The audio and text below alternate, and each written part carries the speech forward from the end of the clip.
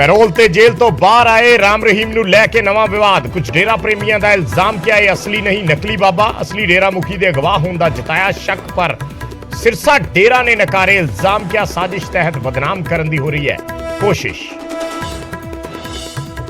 ਮਾਨ cabinet ਦੇ ਵਿਸਤਾਰ ਦੀ ਤਿਆਰੀ, ਸੋਮਵਾਰ ਨੂੰ ਨਵੇਂ ਮੰਤਰੀ ਚੱਕਣਗੇ ਸਹੁੰ। ਅਮਨ ਅਰੋੜਾ, ਅਨਮੋਲ ਗਗਨ ਮਾਨ ਤੇ ਫੌਜਾ ਸਿੰਘ ਸਰਾਰੀ ਸਮੇਤ 5 ਮੰਤਰੀ ਨਵੇਂ। ਫੌਜਾ ਸਿੰਘ ਜ਼ਰੀਏ ਰਾਏ ਸਿੱਖ ਬਰਾਦਰੀ ਨੂੰ ਕੈਬਨਿਟ 'ਚ ਮਿਲੇਗੀ ਜਗ੍ਹਾ। ਕੈਬਨਿਟ ਵਿਸਤਾਰ ਦੀ ਟਾਈਮਿੰਗ ਤੇ ਅਕਾਲੀ ਦਲ ਨੇ ਚੱਕੇ ਸਵਾਲ, ਕਿਹਾ ਬੇਅਦਬੀ ਮਾਮਲੇ 'ਚ ਆਪਣੀ ਨਮੋਸ਼ੀ ਲੁਕਾਉਣਾ ਚਾਹੁੰਦੀ ਹੈ ਸਰਕਾਰ, ਕਿਉਂਕਿ ਨਵੀਂ ਜਾਂਚ ਰਿਪੋਰਟ 'ਚ ਵੀ ਅਕਾਲੀ ਦਲ ਨਿਕਲਿਆ ਬੇਦਾਗ। ਹੁਣ ਲੋਕਾਂ ਦਾ ਧਿਆਨ ਹਟਾਉਣਾ ਚਾਹੁੰਦੀ ਹੈ ਸਰਕਾਰ। ਮੁੱਖ ਮੰਤਰੀ ਵੱਲੋਂ ਸੌਂਪੀ ਜਾਂਚ ਰਿਪੋਰਟ ਤੇ ਬੋਲੇ ਅਮਰੀਕ ਸਿੰਘ ਅਜਨਾਲਾ, ਕਿਹਾ ਸਿਰਫ ਬੁਰਜ ਜਵਾਰ ਸਿੰਘ ਵਾਲਾ ਤੋਂ ਸਰੂਪ ਚੋਰੀ ਹੋਣ ਸੰਬੰਧਤ ਹੈ ਰਿਪੋਰਟ, ਬਰਗਾੜੀ ਜਾਂ ਬਹਿਬਲ ਕਲਾਂ ਗੋਲੀ ਕਾਂਡ ਦਾ ਰਿਪੋਰਟ ਨਾਲ ਨਹੀਂ ਕੋਈ ਸੰਬੰਧ। ਸਿੱਧੂ ਮੂਸੇਵਾਲਾ ਕਤਲ ਕਾਂਡ ਦੀ ਜਾਂਚ 'ਚ NIA ਦੀ ਐਂਟਰੀ, ਯੂਪੀ ਦੇ ਬੁਲੰਦ ਸ਼ਹਿਰ 'ਚ ਕੀਤੀ ਛਾਪੇਮਾਰੀ, ਛੇਤੀ ਹੀ ਕੇਸ ਦਰਜ ਕਰਕੇ ਰਸਮੀ ਤੌਰ ਤੇ ਜਾਂਚ ਸ਼ੁਰੂ ਕਰ ਸਕਦੀ ਹੈ NIA। ਸਿਮਰਜੀਤ ਬੈਂਸ ਦੇ ਭਰਾ ਨੂੰ ਲੁਧਿਆਣਾ ਕੋਰਟ 'ਚ ਕੀਤਾ ਗਿਆ ਪੇਸ਼, ਕੋਰਟ ਨੇ ਕਰਮਜੀਤ ਨੂੰ 2 ਦਿਨਾਂ ਦੇ ਰਿਮਾਂਡ ਤੇ ਭੇਜਿਆ। ਜਲਦੀ ਸਿਮਰਜੀਤ ਬੈਂਸ ਵੀ ਕਰ ਸਕਦੇ ਨੇ ਸਰੈਂਡਰ। ਬਠਿੰਡਾ ਕੋਰਟ 'ਚ ਪੇਸ਼ੀ ਲਈ ਲੈ ਕੇ ਆਏ ਗੈਂਗਸਟਰ ਰਾਜਵੀਰ ਨੇ ਜੇਲ੍ਹ ਪ੍ਰਸ਼ਾਸਨ ਤੇ ਲਾਏ ਟਾਰਚਰ ਕਰਨ ਦੇ ਇਲਜ਼ਾਮ, ਕਿਹਾ ਜੇਲ੍ਹ 'ਚ ਬੁਰੀ ਤਰ੍ਹਾਂ ਹੋਈ ਕੁੱਟਮਾਰ, ਕੇਸ ਵੀ ਕੀਤੇ ਗਏ ਕਤਲ। ਸੁਲਤਾਨਪੁਰ ਲੋਧੀ 'ਚ ਜ਼ਹਿਰੀਲੀ ਚਾਹ ਦਾ ਕਹਿਰ, 2 ਬੱਚਿਆਂ ਦੀ ਮੌਤ, ਪਰਿਵਾਰ ਦੇ 3 ਮੈਂਬਰ ਜ਼ੇਰੇ ਇਲਾਜ, ਚਾਹ 'ਚ ਕਿਰਲੀ ਡਿੱਗਣ ਦਾ ਖਦਸ਼ਾ। ਤਰਨਤਾਰਨ 'ਚ ਡੀਜੇ ਤੇ ਭੰਗੜੇ ਦੌਰਾਨ ਫਾਇਰਿੰਗ, ਸਿਰ ਤੇ ਗੋਲੀ ਵੱਜਣ ਨਾਲ ਨੌਜਵਾਨ ਦੀ ਮੌਤ, ਡੀਜੇ ਤੇ ਵੱਜ ਰਿਹਾ ਸੀ ਮਿੱਤਰਾਂ ਨੂੰ ਸ਼ੌਕ ਹਥਿਆਰਾਂ ਦਾ। ਜਲੰਧਰ 'ਚ ਅਵਾਰਾ ਕੁੱਤਿਆਂ ਦਾ ਕਹਿਰ, ਮਾਸੂਮ ਬੱਚੀ ਨੂੰ ਨੋਚਿਆ ਪਰ ਮੁਸ਼ਕਿਲ ਨਾਲ ਬਚੀ ਜਾਨ, CCTV 'ਚ ਕੈਦ ਹੋਈਆਂ ਤਸਵੀਰਾਂ।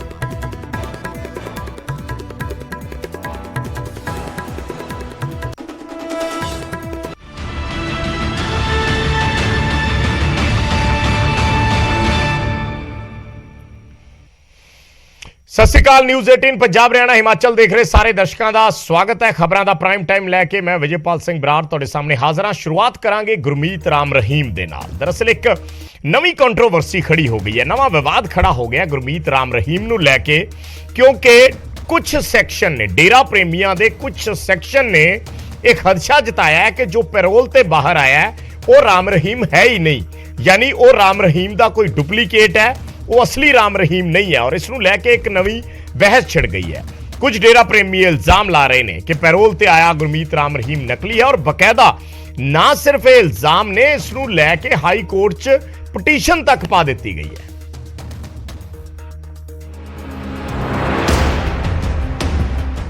ਅਸਲੀ ਰਾਮ ਰਹੀਮ ਦੀ ਥਾਂ ਨਕਲੀ ਰਾਮ ਰਹੀਮ, ਡੇਰਾ ਸਮਰਥਕਾਂ ਨੇ ਰਾਮ ਰਹੀਮ ਨੂੰ ਕਿਹਾ ਨਕਲੀ, ਡੇਰੇ ਦੀਆਂ ਗਤੀਵਿਧੀਆਂ ਦੀ ਦੇ ਰਿਹਾ ਜਾਣਕਾਰੀ। ਜੀ ਹਾਂ, ਤੁਸੀਂ ਸਹੀ ਸੁਣਿਆ, 1 ਮਹੀਨੇ ਲਈ ਪੈਰੋਲ ਤੇ ਬਾਹਰ ਆਇਆ ਰਾਮ ਰਹੀਮ ਅਸਲੀ ਨਹੀਂ ਸਗੋਂ ਨਕਲੀ ਹੈ। ਇਹ ਦਾਅਵਾ ਕੀਤਾ ਹੈ ਡੇਰਾ ਸਮਰਥਕ ਡਾਕਟਰ ਮੋਹਿਤ ਗੁਪਤਾ ਇੰਸਾ ਨੇ।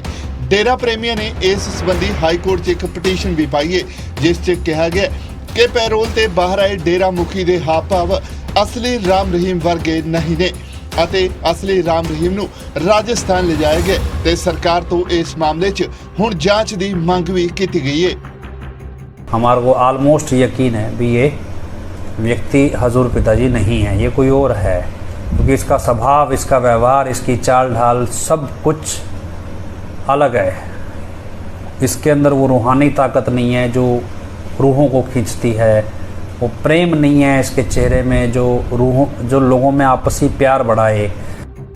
उधर न्यूज़ 18 ਦੀ ਟੀਮ ਇਹਨਾਂ ਇਲਜ਼ਾਮਾਂ ਤੋਂ ਬਾਅਦ ਡੇਰਾ ਸੱਚਾ ਸੌਦਾ ਪਹੁੰਚੀ, ਜਿੱਥੇ ਉਹਨਾਂ ਦੇ ਸਮਰਥਕਾਂ ਨੇ ਪਟੀਸ਼ਨ ਚਲਾਏ ਇਲਜ਼ਾਮਾਂ ਨੂੰ ਬੇਬੁਨਿਆਦ ਕਰਾਰ ਦਿੱਤਾ ਹੈ।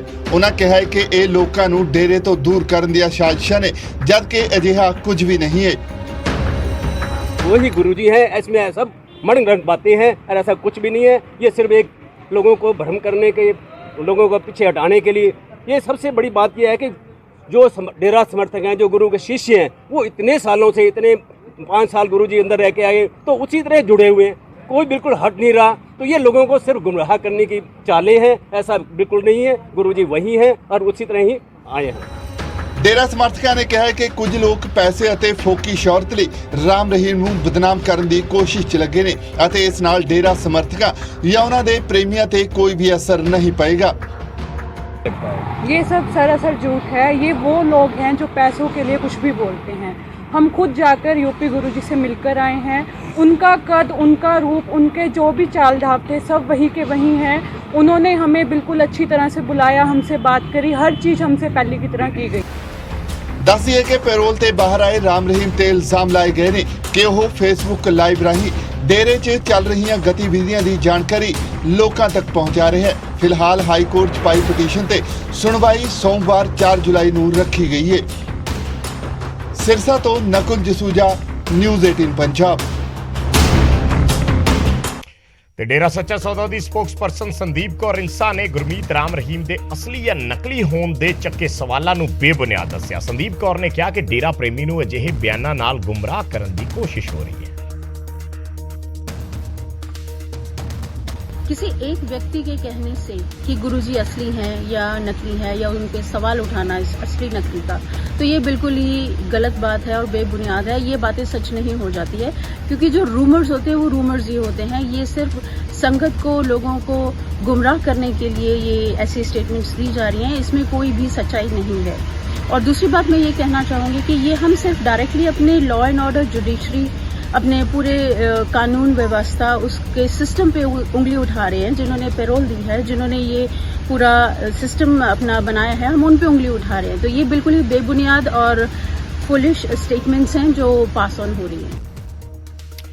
ਦਰਅਸਲ ਜੋ ਡੇਰਾ ਪ੍ਰੇਮੀ ਪੈਰੋਲ ਤੇ ਬਾਹਰ ਆਏ ਗੁਰਮੀਤ ਰਾਮ ਰਹੀਮ ਨੂੰ ਨਕਲੀ ਦੱਸ ਰਹੇ ਨੇ, ਉਹ ਰਾਮ ਰਹੀਮ ਦੀ ਇਸ ਵੀਡੀਓ ਨੂੰ ਆਧਾਰ ਬਣਾ ਰਹੇ ਨੇ ਜਿਸ 'ਚ ਰਾਮ ਰਹੀਮ ਆਪਣੀ ਪਛਾਣ ਨੂੰ ਲੈ ਕੇ ਗੱਲ ਕਰ ਰਹੇ ਨੇ। वो सेवादार हैं तो पूरा अमल करना, बाकी कोई कुछ भी कहता फिर इसी की तरफ ध्यान मत दिया करो। हम जब जेल में गए थे ना, शुरू में सुनारिया में गए थे, तो एक बड़ी अजीब बात हुई, क्योंकि उन लोगों ने हमें उस रूप में देखा हुआ था जिसमें सेकेंड सिंह बने हुए थे। हैं जी, समझ गए गुड्डी और मुंडे तेन समझ आ गई ना? हाँ, तो उन्होंने उस रूप में देखा हुआ था। तो हमने कहा, कहने लगे जी बाबा तो डुप्लीकेट आ गया। अरे हमने कहा नहीं भाई, हम तो वही हैं। कहते ना ना, ये देख बाबा, या तो तेरी दाढ़ी न्यू है और अरे तेरी दाढ़ी न्यू है। फिर उनको यूं करके हमने यूं करके दिखाया। कहते अरे ये तो वही बाबा है। बड़ी मुश्किल से यकीन आया उनको।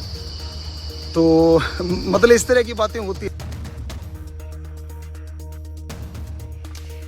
ਤਾਂ ਗੁਰਮੀਤ ਰਾਮ ਰਹੀਮ ਵੱਲੋਂ ਜੋ ਇਹ ਵੀਡੀਓ ਪੋਸਟ ਕੀਤੀ ਗਈ ਸੀ, ਉਸ ਤੋਂ ਬਾਅਦ ਉਹਨਾਂ ਦੀ ਪਛਾਣ ਤੇ ਸਵਾਲ ਉੱਠੇ ਔਰ ਹਾਈ ਕੋਰਟ ਦੇ ਵਿੱਚ ਬਕਾਇਦਾ ਇੱਕ ਪਟੀਸ਼ਨ ਤੱਕ ਡੇਰਾ ਪ੍ਰੇਮੀਆਂ ਦੇ ਇੱਕ ਸੈਕਸ਼ਨ ਵੱਲੋਂ ਦਾਖਲ ਕਰ ਦਿੱਤੀ ਗਈ, ਜਿਸ ਨੂੰ ਡੇਰੇ ਦੇ ਮੈਨੇਜਰ ਵੀ ਨਕਾਰ ਰਹੇ ਨੇ ਔਰ ਬੇਬੁਨਿਆਦ ਦੱਸ ਰਹੇ ਨੇ। ਉਹ ਕਹਿ ਰਹੇ ਨੇ ਕਿ ਇਹਨਾਂ ਜਿਹੜੀਆਂ ਗੱਲਾਂ ਕੀਤੀਆਂ ਜਾ ਰਹੀਆਂ ਨੇ ਜਾਂ ਜਿਹੜੇ ਇਲਜ਼ਾਮ ਲਾਏ ਜਾ ਰਹੇ ਨੇ, ਇਹਨਾਂ ਤੱਥਾਂ ਦੇ ਵਿੱਚ ਕੋਈ ਸੱਚਾਈ ਨਹੀਂ ਹੈ।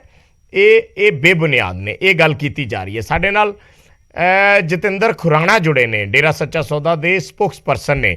ਜਤਿੰਦਰ ਜੀ, ਕਿਸ ਲਿਹਾਜ਼ ਨਾਲ ਦੇਖ ਰਹੇ ਹੋ? ਚਲੋ ਜੇ ਅਫਵਾਹਾਂ ਹੋਣ ਜਾਂ ਫਿਰ ਕੋਈ ਚਰਚਾ ਹੋ ਰਹੀ ਹੋਵੇ ਉਹ ਤਾਂ ਸਮਝ ਆਉਂਦੀ ਹੈ, ਹਾਈ ਕੋਰਟ 'ਚ ਪਟੀਸ਼ਨ ਤੱਕ ਦਾਖਲ ਕਰਤੀ। देखिए, मैं पहले भी ਤੁਹਾਨੂੰ ਦੱਸ ਚੁੱਕਿਆ, ਮੈਂ ਹੁਣ ਵੀ ਤੁਹਾਨੂੰ ਦੱਸਣਾ ਚਾਹਾਂਗਾ, ਇਹ ਮਾਤਰ ਅਫਵਾਹਾਂ ਹੈ। ਡੇਰਾ ਸੱਚਾ ਸੌਦਾ ਦੀ ਛਵੀ ਖਰਾਬ ਕਰਨ ਦੀ ਇਹ ਕੋਸ਼ਿਸ਼ ਕੀਤੀ ਜਾ ਰਹੀ ਹੈ। ਸਭ ਤੋਂ ਪਹਿਲਾਂ ਤਾਂ ਤੁਹਾਡੇ ਚੈਨਲ ਦੇ ਮਾਧਿਅਮ ਮੈਂ ਪ੍ਰਸ਼ਾਸਨ ਨੂੰ ਇਹ ਅਪੀਲ ਕਰਨਾ ਚਾਹਾਂਗਾ, ਪ੍ਰਸ਼ਾਸਨ ਨੂੰ ਅਸੀਂ ਕਹਿਣਾ ਚਾਹਾਂਗੇ ਕਿ ਇਸ ਮਾਮਲੇ ਦੀ ਪੂਰਨ ਤੇ ਜਾਂਚ ਕੀਤੀ ਜਾਵੇ ਵੀ ਇਹ ਕੌਣ ਲੋਕ ਨੇ। ਇਹ ਖਾਲੀ ਇਹ ਲੋਕ ਨੇ ਕਿ ਕਿਸੇ ਦੇ ਹੱਥ ਦੀ ਕਠਪੁਤਲੀ ਬਣ ਕੇ ਇਹ ਜਿਹਾ ਕਰ ਰਹੇ ਨੇ। ਤਾਂ ਇਸ ਮਾਮਲੇ ਦੀ ਪੂਰਨ ਤੇ ਜਾਂਚ ਹੋਣੀ ਚਾਹੀਦੀ ਹੈ। ਲੇਕਿਨ ਤੁਹਾਡੇ ਚੈਨਲ, ਤੁਹਾਡੇ ਦਰਸ਼ਕਾਂ ਨੂੰ ਮੈਂ ਜ਼ਰੂਰ ਕਹਿਣਾ ਚਾਹੂੰਗਾ ਕਿ ਜਿਹੜੀ 30 ਦਿਨ ਦੀ ਪੈਰੋਲ ਹਰਿਆਣਾ ਸਰਕਾਰ ਦੁਆਰਾ ਦਿੱਤੀ ਗਈ ਹੈ ਪੂਜਯ ਗੁਰੂ ਸੰਤ ਗੁਰਮੀਤ ਰਾਮ ਰਹੀਮ ਸਿੰਘ ਜੀ ਇੰਸਾ ਜੀ ਨੂੰ, ਇਸ 30 ਦਿਨ ਦੀ ਪੈਰੋਲ ਅਵਧੀ ਦੇ ਦੌਰਾਨ ਪੂਜਯ ਗੁਰੂ ਜੀ यूपी बरनावा आश्रम च मौजूद ने और पूज्य गुरु जी अज भी उत्थे ही आश्रम च हैगे और कंटिन्यू ਜਿਹੜਾ ਬਾਗਪਤ ਹੈ, ਬਾਗਪਤ ਦੇ ਪ੍ਰਸ਼ਾਸਨ ਦੇ ਕੰਟੀਨਿਊ ਟੱਚ ਨੇ। ਸਮੇਂ-ਸਮੇਂ ਤੇ ਅਧਿਕਾਰੀ ਵੀ, ਬਾਗਪਤ ਦੇ ਅਧਿਕਾਰੀ ਵੀ ਇੱਥੇ ਆ ਕੇ ਪੂਜਯ ਗੁਰੂ ਜੀ ਨੂੰ ਸਮੇਂ-ਸਮੇਂ ਮੁਤਾਬਿਕ ਮਿਲਦੇ ਰਹੇ ਨੇ। ਤਾਂ ਇਹ ਮਾਤਰ ਅਫਵਾਹ ਹੈ, ਝੂਠੀ ਅਫਵਾਹ ਹੈ। ਡੇਰਾ ਸੱਚਾ ਸੌਦਾ ਨੂੰ ਬਦਨਾਮ ਕਰਨ ਦੀ ਕੋਸ਼ਿਸ਼ ਕੀਤੀ ਜਾ ਰਹੀ ਹੈ। ਕੌਣ ਕੋਸ਼ਿਸ਼ ਕਰਦਾ ਹੈ ਜਤਿੰਦਰ ਜੀ? ਇਹ ਦੇਖिए, ਡੇਰਾ ਵਿਰੋਧੀ ਤਾਕਤਾਂ ਨੇ ਹੁਣ ਇਤਨੇ ਚੰਗੇ ਕੰਮ ਡੇਰਾ ਸੱਚਾ ਸੌਦਾ ਦੁਆਰਾ ਕੀਤੇ ਜਾ ਰਹੇ ਨੇ। ਹੁਣ ਇਹ ਤਾਂ ਜਾਂਚ ਏਜੰਸੀ ਦਾ ਕੰਮ ਹੈ ਉਹਨਾਂ ਨੂੰ ਦੇਖਣਾ, ਉਹਨਾਂ ਨੂੰ ਲੱਭਣਾ ਵੀ ਕਿਹੜੇ ਉਹ ਲੋਕ ਨੇ ਜਿਹੜਾ ਇਹ ਜਿਹਾ ਕਰ ਰਹੇ ਨੇ, ਡੇਰਾ ਨੂੰ ਬਦਨਾਮ ਕਰਨ ਦੀ ਜਿਹੜੀ ਸਾਜ਼ਿਸ਼ ਕੀਤੀ ਜਾ ਰਹੀ ਹੈ। ਜਤਿੰਦਰ ਜੀ ਤੁਹਾਨੂੰ ਲੱਗਦਾ ਹੈ ਕਿ ਇਹ ਕੋਈ ਡੇਰੇ ਦੀ ਅੱਗੇ ਸਾਂਭ ਸੰਭਾਲ ਜਾਂ ਉਹਨਾਂ ਦੇ ਗੱਦੀ ਜਾਂ ਉਹਨਾਂ ਦੇ ਕੰਮ ਨੂੰ ਲੈ ਕੇ ਕੋਈ ਸੈਕਸ਼ਨ ਹੈ ਜਿਹੜਾ ਨਹੀਂ ਚਾਹੁੰਦਾ? ਦੇਖिए ਬਰਾੜ ਸਾਹਿਬ, ਅਸੀਂ ਪਹਿਲੇ ਵੀ ਕਲੀਅਰ ਕਰ ਚੁੱਕੇ ਹਾਂ, ਮੈਂ ਅੱਜ ਵੀ ਕਲੀਅਰ ਕਰਦਾ ਕਿ ਡੇਰਾ ਸੱਚਾ ਸੌਦਾ ਦੇ ਪ੍ਰਮੁੱਖ ਸੰਤ ਗੁਰਮੀਤ ਰਾਮ ਰਹੀਮ ਸਿੰਘ ਜੀ ਇੰਸਾਂ ਜੀ ਸੀਗੇ और ਅੱਜ भी वही है और अगे भी वही रहने हैं। ऐ जी तो कोई सवाल ही नहीं उठता कि कोई सेक्शन है, कोई ग्रुपबाजी है, कोई गुटबाजी, ऐ जा कुछ भी नहीं है। सारी साध संगत, सारी डेरा दी मैनेजमेंट सारे एक होके समाज भलाई दे कार्य दे लई पहले भी लगे हुए सी और ਅੱਜ भी लगे हुए ने पूज्य गुरु जी दे मार्गदर्शन। ਪਰ ਫਿਰ ਤੁਹਾਡੇ ਹਿਸਾਬ ਨਾਲ ਪਟੀਸ਼ਨ ਪਾਉਣ ਦਾ ਕੀ ਤੁਕ ਬਣਦਾ ਹੈ? ਚਲੋ ਇਲਜ਼ਾਮਬਾਜ਼ੀਆਂ ਤੇ ਹੋ ਜਾਂਦੀਆਂ ਜੀ, ਪਟੀਸ਼ਨ ਪਾਉਣ ਦਾ मैं ਤੁਹਾਨੂੰ ਦੱਸਣਾ ਚਾਹੂੰਗਾ ਬਰਾੜ ਸਾਹਿਬ, ਜੇ ਤੁਹਾਨੂੰ ਧਿਆਨ ਹੋਵੇ ਇੱਕ ਵਾਰ ਪਹਿਲੇ ਵੀ ਇन्हीं ਲੋਕਾਂ ਦੁਆਰਾ ਹੀ ਇੱਕ ਪਟੀਸ਼ਨ ਹਾਈ ਕੋਰਟ 'ਚ ਦਾਇਰ ਕੀਤੀ ਗਈ ਸੀ ਕਿ ਸੁਨਾਰੀਆ ਜੇਲ੍ਹ 'ਚ ਪੁੱਜੇ ਗੁਰੂ ਜੀ ਦੀ ਜਾਨ ਨੂੰ ਖਤਰਾ ਹੈ।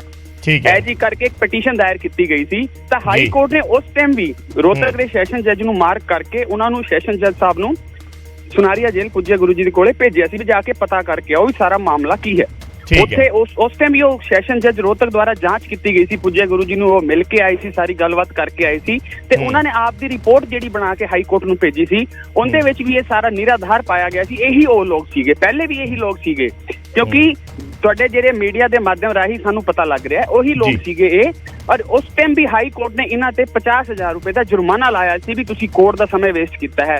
ਔਰ ਹੁਣ ਦੇਖਦੇ ਹਾਂ ਕੱਲ ਨੂੰ ਕੀ ਹੁੰਦਾ, ਕਿਉਂਕਿ ਲੋਕ ਉਹੀ ਨੇ। ਉਹ ਕਿਉਂ ਕਹਿ ਰਹੇ ਅਸੀਂ ਜਿਹੜੀ ਅਸ਼ੋਕ ਕੁਮਾਰ ਦੇ ਨਾਂ ਤੇ ਪਟੀਸ਼ਨ ਡਲੀ ਹੈ, ਜਿਹੜੀ ਪਹਿਲੀ ਪਟੀਸ਼ਨ ਸੀ ਉਹ ਮੋਹਿਤ ਗੁਪਤਾ ਦੇ ਨਾਂ ਤੋਂ ਪਟੀਸ਼ਨ ਪਈ ਗਈ ਸੀ, ਲੇਕਿਨ ਉਹਦੇ ਵਿੱਚ ਇੱਕ ਡੇਟ 'ਚ ਹਾਜ਼ਰੀ ਅਸ਼ੋਕ ਕੁਮਾਰ ਨੇ ਲਵਾਈ ਸੀ। ਇਸ ਕਰਕੇ ਸਾਨੂੰ ਲੱਗ ਰਿਹਾ ਇਹ ਉਹੀ ਲੋਕ ਨੇ ਜਿਹੜੇ ਸਾਜ਼ਿਸ਼ ਰਚ ਰਹੇ ਨੇ ਔਰ ਪਤਾ ਨਹੀਂ ਕਿਸ ਦੇ ਹੱਥ ਦੀ ਕਠਪੁਤਲੀ ਬਣ ਕੇ ਉਹ ਇਹ ਜਿਹਾ ਕਰ ਰਹੇ ਨੇ। ਇਹਦੀ ਇੱਕ ਜਾਂਚ ਦਾ ਵਿਸ਼ਾ ਹੈ। ਤੁਸੀਂ ਸਮਝਦੇ ਹੋ ਕਿ ਇਹਦੇ ਪਿੱਛੇ ਕੋਈ ਡੇਰੇ 'ਚ ਐਂਟਰੀ ਮਾਰਨ ਦੀਆਂ ਜਾਂ ਕੋਈ ਡੇਰੇ ਦੇ ਪ੍ਰਬੰਧਾਂ ਦੇ ਵਿੱਚ ਇੰਟਰਫੇਅਰ ਕਰਨ ਦੀਆਂ ਸਾਜ਼ਿਸ਼ਾਂ ਹੋ ਸਕਦੀਆਂ? देखिए जी, वो तो देखो जांच का विषय है, इन्वेस्टिगेशन एजेंसी ही दस सकती है, लेकिन डेरे दे अंदर डेरे दी मैनेजमेंट है, साध संगत है, उन्हां दे विच आपस में किसी तरह दी कोई गुटबाजी नहीं है। सारे एक सी एक है और एक ही रहेंगे और समाज भलाई दे कार्य डेरा सच्चा सौदा करदा आया है और ਅੱਜ भी कर रहा है और भविष्य च भी करदा ही रहना है। ਧੰਨਵਾਦ ਜਤਿੰਦਰ ਜੀ ਸਾਡੇ ਨਾਲ ਜੁੜਨ ਲਈ, ਆਪਣੀ ਗੱਲ ਰੱਖਣ ਲਈ। ਤਾਂ ਸਪੋਕਸਪਰਸਨ ਡੇਰਾ ਸਿਰਸਾ ਤੋਂ ਸਾਡੇ ਨਾਲ ਜੁੜੇ ਔਰ ਇਹਨਾਂ ਸਾਰੀਆਂ ਗੱਲਾਂ ਬਾਤਾਂ ਨੂੰ ਜਾਂ ਇਹਨਾਂ ਸਾਰੇ ਇਲਜ਼ਾਮ ਤਰਾਸ਼ੀਆਂ ਨੂੰ ਬੇਬੁਨਿਆਦ ਕਰਾਰ ਦੇ ਰਹੀ ਹੈ ਡੇਰੇ ਦੀ ਮੈਨੇਜਮੈਂਟ।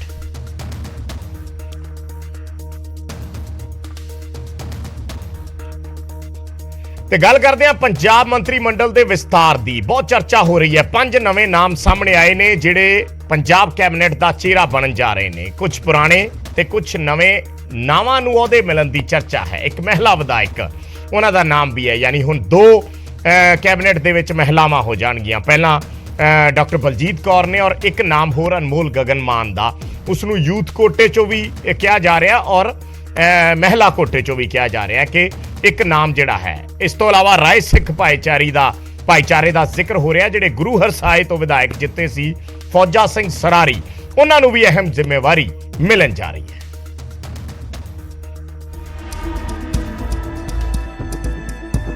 ਸੋਮਵਾਰ ਨੂੰ ਪੰਜਾਬ ਮੰਤਰੀ ਮੰਡਲ ਦਾ ਵਿਸਥਾਰ ਹੋਣ ਜਾ ਰਿਹਾ ਹੈ। ਸਹੁੰ ਚੁੱਕ ਸਮਾਗਮ ਸ਼ਾਮ 5 ਵਜੇ ਰਾਜ ਭਵਨ ਦੇ ਗੁਰੂ ਨਾਨਕ ਦੇਵ ਆਡੀਟੋਰੀਅਮ 'ਚ ਰੱਖਿਆ ਗਿਆ ਹੈ, ਜਿਸ ਸੰਬੰਧੀ ਇੱਕ ਪੱਤਰ ਜਾਰੀ ਕਰਕੇ ਸਮਾਗਮ ਦੀਆਂ ਤਿਆਰੀਆਂ ਦੇ ਹੁਕਮ ਵੀ ਦੇ ਦਿੱਤੇ ਗਏ ਨੇ। ਹਾਲਾਂਕਿ ਇਸ ਸਮਾਗਮ 'ਚ ਕਿਹੜੇ-ਕਿਹੜੇ ਨਵੇਂ ਮੰਤਰੀ ਸਹੁੰ ਚੁੱਕਣਗੇ ਇਸ ਦੇ ਪੱਤੇ ਆਪ ਨੇ ਹਾਲੇ ਨਹੀਂ ਖੋਲੇ, ਪਰ ਕਈ ਨਾਮ ਚਰਚਾ ਚੱਲ ਰਹੇ ਨੇ।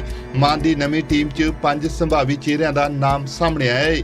ਇਹਨਾਂ 'ਚ ਸਭ ਤੋਂ ਉੱਪਰ ਨੇ ਅਮਨ ਅਰੋੜਾ ਸੁਨਾਮ ਤੋਂ ਵਿਧਾਇਕ ਨੇ ਅਤੇ ਲਗਾਤਾਰ ਦੂਜੀ ਵਾਰ ਜਿੱਤ ਕੇ ਵਿਧਾਨ ਸਭਾ ਪਹੁੰਚੇ ਨੇ। ਦੂਜਾ ਨਾਮ ਡਾਕਟਰ ਇੰਦਰਬੀਰ ਸਿੰਘ ਨਿੱਜਰ ਦਾ ਮੰਨਿਆ ਜਾ ਰਿਹਾ ਹੈ।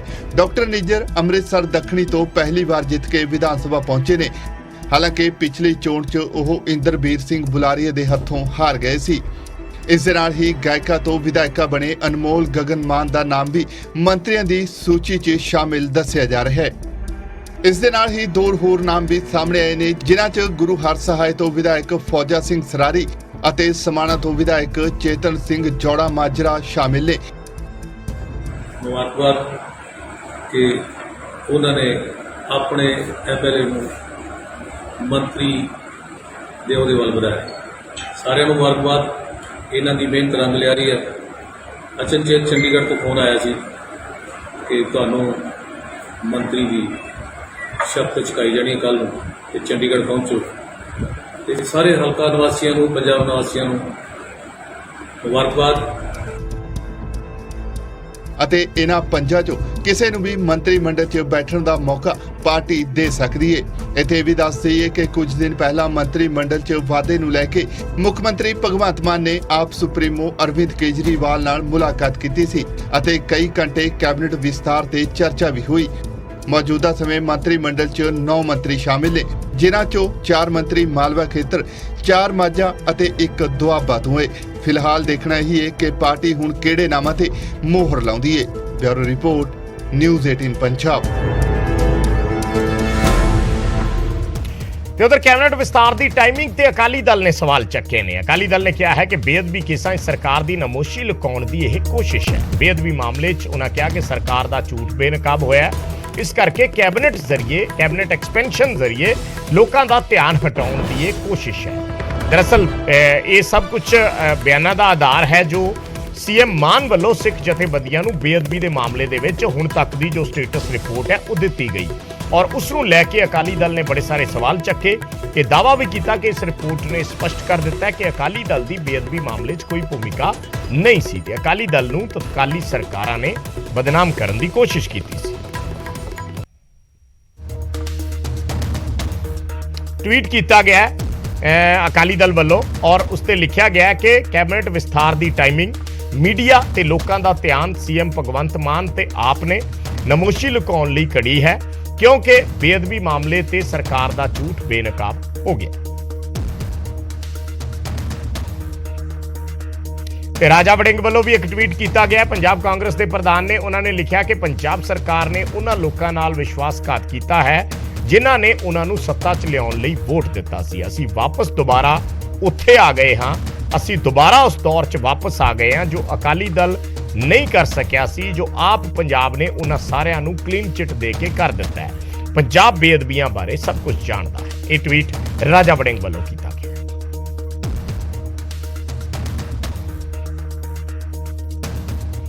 ਤੇ ਉਧਰ ਭਾਈ ਅਮਰੀਕ ਸਿੰਘ ਅਜਨਾਲਾ ਨੇ ਇਸ ਰਿਪੋਰਟ ਤੇ ਇੱਕ ਦਾਅਵਾ ਕੀਤਾ ਹੈ ਜਾਂ ਕਹੀਏ ਸਫਾਈ ਦਿੱਤੀ ਹੈ। ਅਮਰੀਕ ਸਿੰਘ ਅਜਨਾਲਾ ਕਹਿ ਰਹੇ ਨੇ ਕਿ ਸੀਐਮ ਨੇ ਸਿਰਫ ਬੁਰਜ ਜਵਾਰ ਸਿੰਘ ਵਾਲਾ ਘਟਨਾ ਦੀ ਰਿਪੋਰਟ ਉਹਨਾਂ ਨੂੰ ਸੌਂਪੀ ਹੈ, ਯਾਨੀ ਜਿਹੜਾ ਗੁਰੂ ਮਹਾਰਾਜ ਦਾ ਸਰੂਪ ਚੋਰੀ ਹੋਇਆ ਸੀ, ਉਸ ਸਰੂਪ ਜਿਸ ਸਰੂਪ ਦੀ ਬੇਅਦਬੀ ਹੋਈ ਸੀ ਉਸ ਬਾਰੇ ਜੋ ਹੁਣ ਤੱਕ ਦੀ ਸਟੇਟਸ ਰਿਪੋਰਟ ਹੈ ਉਹ ਦਿੱਤੀ ਹੈ।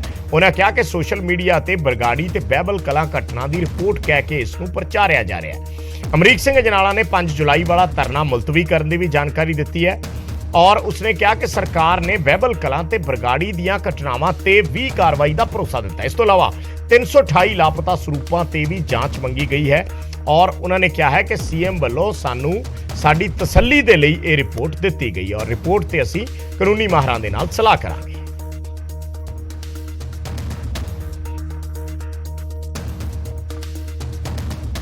ਸਮਾਂ ਭਗਵੰਤ ਮਾਨ ਸਰਕਾਰ ਦੇ ਨਾਲ ਸਾਡਾ ਮੀਟਿੰਗ ਦਾ ਸੀ। ਉਹ ਤਿੰਨਾਂ ਜਗ੍ਹਾ ਤੋਂ ਗੁਰੂ ਗ੍ਰੰਥ ਸਾਹਿਬ ਦੇ ਸਰੂਪ ਜਿਹੜੀ ਚੋਰੀ ਹੈ ਉਸ ਮਸਲੇ ਨੂੰ ਲੈ ਕਰਕੇ ਸਾਡੀ ਮੀਟਿੰਗ ਸੀ। ਪਰ ਇੱਕ ਚੋਰੀ ਦੇ ਮੁੱਦੇ ਦੀ ਜਿਹੜੀ ਰਿਪੋਰਟ ਆ ਜਿਹੜੀ ਬੁਰਜ ਜਵਾਹਰ ਸਿੰਘ ਵਾਲੇ ਤੋਂ 1 ਜੂਨ 2015 ਨੂੰ ਹੋਈ ਸੀ ਉਹਦੀ ਰਿਪੋਰਟ ਉਹਨਾਂ ਨੇ ਸਾਨੂੰ ਸੌਂਪ ਦਿੱਤੀ ਆ। ਬਾਕੀ ਜਿਹੜੇ 2 ਚੋਰੀ ਦੇ ਮਸਲੇ ਆ ਉਹ ਵਿਚਾਰ ਅਧੀਨ ਆ, ਉਹਨਾਂ ਨੇ ਸਾਡੇ ਕੋਲੋਂ 3 ਮਹੀਨਿਆਂ ਦਾ ਸਮਾਂ ਮੰਗਿਆ ਸੀ, ਸਮਾਂ ਦਿੱਤਾ। ਬਾਕੀ ਜਿਹੜੀ ਕਈਆਂ ਦੇ ਮਨਾਂ ਵਿੱਚ ਭੁਲੇਖਾ ਹੈ ਕਿ ਬਾਦਲ ਪਰਿਵਾਰ ਜਾਂ ਬਾਦਲ ਦੇ ਅਹੁਦੇਦਾਰ ਨਿਰਦੋਸ਼ ਸਾਬਤ ਹੋ ਗਏ, ਗੁਰਮੁਖੋ ਨਹੀਂ। ਇਹ ਚੋਰੀ ਦਾ ਮਸਲਾ, ਚੋਰੀ ਵਾਲਾ ਕਾਂਡ ਹੈ। ਬਾਕੀ ਜਿਹੜਾ ਕੋਟਕਪੂਰਾ ਕਾਂਡ ਆ, ਬਹਿਬਲ ਕਲਾਂ ਕਾਂਡ ਆ, ਗੋਲੀ ਕਾਂਡ ਆ, ਉਹ ਵੱਖਰਾ, ਉਹ ਇੱਕ ਵੱਖਰੀ ਜਾਂਚ ਕਮੇਟੀ ਆ, ਉਹਨਾਂ ਦੀ ਰਿਪੋਰਟ ਇੱਕ ਵੱਖਰੀ ਆ। ਉਸ ਰਿਪੋਰਟ ਦਾ ਇਹਦੇ ਨਾਲ ਕੋਈ ਵੀ ਸੰਬੰਧ ਨਹੀਂ। ਪਹਿਲਾ ਮਸਲਾ ਸਾਡਾ ਜਿਹੜਾ ਬੁਰਜ ਜਵਾਹਰ ਸਿੰਘ ਵਾਲੇ ਤੋਂ ਗੁਰੂ ਗ੍ਰੰਥ ਸਾਹਿਬ ਦੇ ਪਾਵਨ ਸਰੂਪ ਚੋਰੀ ਹੁੰਦੇ ਆ, ਜਦੋਂ ਇਹ ਸਾਂਝਾ ਕੀਤਾ ਉਹਨਾਂ ਨੇ ਸਾਡੇ ਨਾਲ ਇਹ ਜਦੋਂ ਅਸੀਂ ਸਾਂਝਾ ਕੀਤਾ ਉਹਨਾਂ ਨੇ ਦੱਸਿਆ ਕਿ ਇਸ ਚੋਰੀ ਦੇ ਮਸਲੇ ਦੀ ਅਸੀਂ ਸਿੱਟ ਬਣਾਈ ਸੀ ਤੇ ਸਿੱਟ ਨੇ ਇੱਕ ਰਿਪੋਰਟ ਤਿਆਰ ਕੀਤੀ, ਅਸੀਂ ਤੁਹਾਨੂੰ ਸੌਂਪ ਦਿੰਦੇ ਹਾਂ। ਇਹਦੇ ਵਿੱਚ ਕੌਣ ਦੋਸ਼ੀ ਆ, ਕਿਹਦੇ ਕਹਿਣ ਤੇ ਹੋਇਆ, ਕਦੋਂ ਹੋਇਆ, ਸਰੂਪ ਕਿੱਥੇ ਆ, ਇਸ ਰਿਪੋਰਟ ਦੇ ਵਿੱਚ ਲਿਖਿਆ ਤੁਸੀਂ ਸਾਡੇ ਕੋਲ।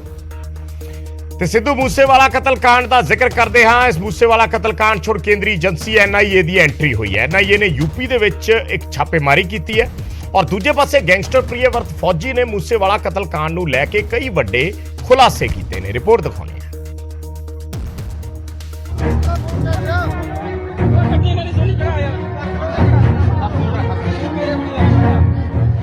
ਸਿੱਧੂ ਮੂਸੇਵਾਲਾ ਕਤਲकांड ਦੇ ਵਿੱਚ ਹੁਣ ਨਵਾਂ ਮੋੜ ਆ ਗਿਆ। ਸੂਤਰਾਂ ਮੁਤਾਬਿਕ ਕਤਲ ਮਾਮਲੇ ਦੀ ਜਾਂਚ ਵਿੱਚ NIA ਦੀ ਐਂਟਰੀ ਹੋਈ ਹੈ। NIA ਨੇ ਕੇਸ ਦੇ ਲਈ ਸਬੂਤ ਇਕੱਠੇ ਕਰਨੇ ਸ਼ੁਰੂ ਕਰ ਦਿੱਤੇ ਨੇ। ਜਾਣਕਾਰੀ ਮੁਤਾਬਿਕ NIA ਨੇ यूपी ਦੇ ਬੁਲੰਦ ਸ਼ਹਿਰ ਦੇ ਵਿੱਚ ਪੈਂਦੇ ਖੁਰਜਾ ਛਾਪੇਮਾਰੀ ਕੀਤੀ ਹੈ ਤੇ ਜਲਦੀ ਕੇਸ ਵੀ ਦਰਜ ਕਰ ਸਕਦੀ ਹੈ।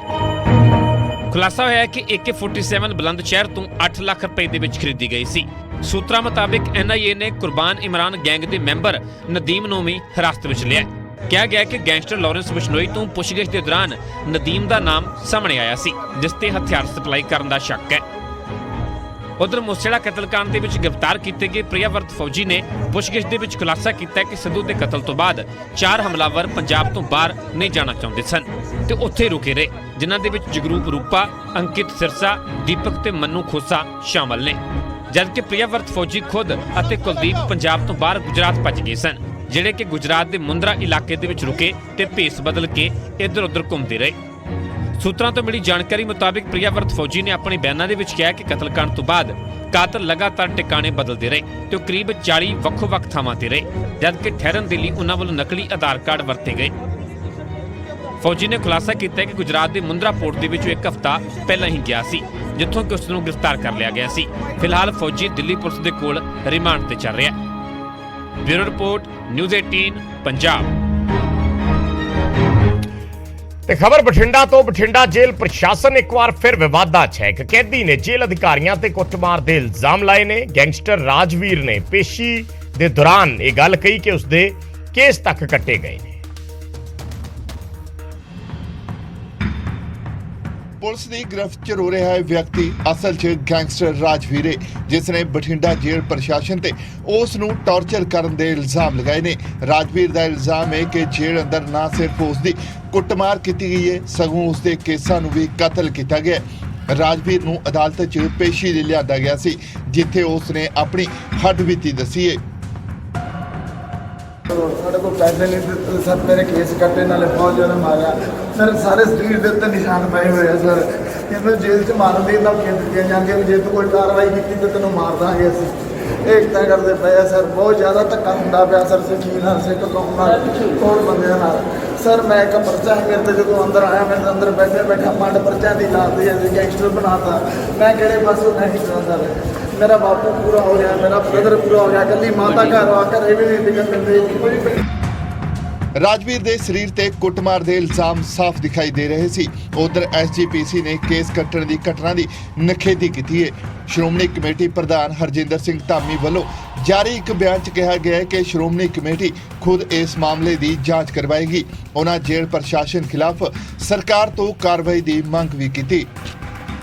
ਦੱਸਿए कि गैंगस्टर राजवीर पिछले कुछ दिनों तो चर्चा 'ਚ राजवीर ਤੇ ਇਲਜ਼ਾਮ ਲੱਗੇ ਸਨ ਕਿ 29 ਜੂਨ ਨੂੰ ਉਸਨੇ ਅਤੇ ਉਸਦੇ ਇੱਕ ਹੋਰ ਸਾਥੀ ਗੈਂਗਸਟਰ ਨੇ ਜੇਲ੍ਹ ਵਾਰਡਨ ਦੀ ਕੁੱਟਮਾਰ ਕੀਤੀ ਸੀ, ਜਦਕਿ ਰਾਜਵੀਰ ਤੋਂ ਜੇਲ੍ਹ ਅੰਦਰ ਮੋਬਾਈਲ ਅਤੇ SIM ਕਾਰਡ ਵੀ ਬਰਾਮਦ ਹੋਏ ਸਨ।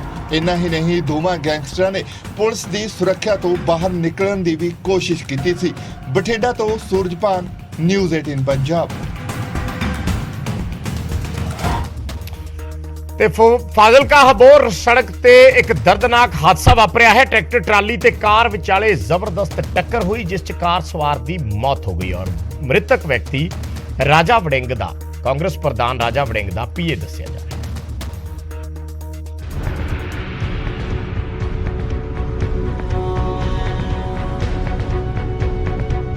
ਦੇਰ ਰਾਤ ਦੀਆਂ ਤਸਵੀਰਾਂ ਦੱਸ ਰਹੀਆਂ ਨੇ ਕਿ ਹਾਦਸਾ ਅਜਿਹਾ ਵਾਪਰਿਆ ਕਿ ਇੱਕ ਘਰ ਹੋਰ ਉੱਜੜ ਗਿਆ।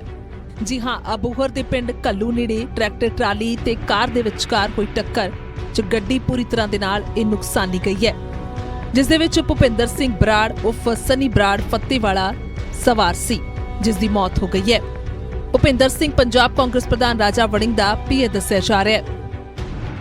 ਖਬਰ ਦੀ ਜਾਣਕਾਰੀ ਮਿਲਦੇ ਹੀ ਰਾਜਾ ਵੜਿੰਗ ਨੇ ਦੁੱਖ ਜ਼ਾਹਿਰ ਕਰਦਿਆਂ ਟਵੀਟ ਕੀਤਾ ਤੇ ਲਿਖਿਆ, ਭੁਪਿੰਦਰ ਸਿੰਘ ਬਰਾੜ ਦੀ ਸੜਕ ਹਾਦਸੇ 'ਚ ਹੋਈ ਮੌਤ ਦੀ ਖਬਰ ਸੁਣ ਕੇ ਬਹੁਤ ਗਹਿਰਾ ਸਦਮਾ ਲੱਗਾ। ਮੇਰੀ ਪਰਿਵਾਰ ਦੇ ਨਾਲ ਡੂੰਘੀ ਸੰਵੇਦਨਾ ਹੈ ਤੇ ਮੈਂ ਪਰਿਵਾਰ ਦੇ ਨਾਲ ਹਮੇਸ਼ਾ ਖੜਾ ਰਹਾਂਗਾ। ਵਾਹਿਗੁਰੂ ਵਿਚੜੀ ਰੂਹ ਨੂੰ ਸ਼ਾਂਤੀ ਬਖਸ਼ਣ।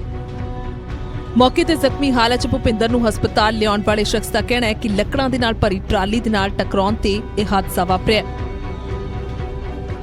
ਕਾਰ ਦੇ ਵਿੱਚ ਕੋਈ ਲੱਕੜਾਂ ਦੀ ਟਰਾਲੀ ਵਿੱਚ ਬਈ ਇਹ ਫੱਤਣ ਵਾਲੇ ਦਾ ਸ਼ਹਿਰ ਅਬੋਹਰ ਦੇ ਵਿੱਚ ਰਹਿੰਦੇ ਸੀਗੇ ਤੇ ਅਬੋਰ ਪਤਾ ਨਹੀਂ ਕਿੱਥੋਂ ਜਾ ਰਿਹਾ ਸੀ। ਫਿਰ ਜਿਵੇਂ ਆਪਾਂ ਨੂੰ ਵੇਖਿਆ ਵੀ ਥੱਲੇ ਪਿਆ ਡਿੱਗਿਆ ਤੇ ਅਸੀਂ ਇਹਨੂੰ ਚੱਕਿਆ। ਗੱਡੀ 'ਚ ਕੋਈ ਭਾਈ ਸੱਜਣ ਨੇ ਰਾਮਪੁਰੇ ਦੇ ਸੀਗੇ, ਉਹਨਾਂ ਨੇ ਗੱਡੀ ਦਿੱਤੀ। ਮੈਂ ਉਹਨਾਂ ਦੇ ਨਾਲ ਇੱਥੇ ਹਸਪਤਾਲ ਲੈ ਕੇ ਆ ਗਿਆ।